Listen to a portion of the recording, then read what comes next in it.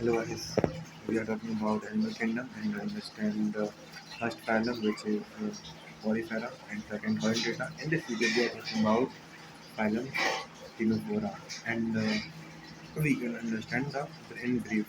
So we are talking about this phylum is known as their beautiness and this is commonly called sea walnut and comb jellies and they are exclusively marine and radial symmetrical.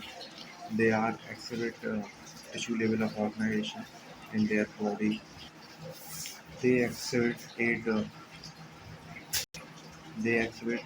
ciliated complates which help in locomotion.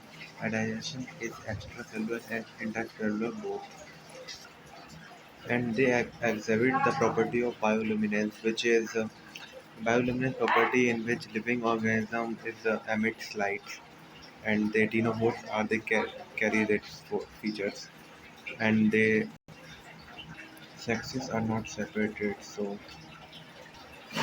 sexes are not separated. So and sperms are both are produced by same individual, and sex reproduction is only done by sexual means, and the fertilization is external and indirect due to present in larva stage.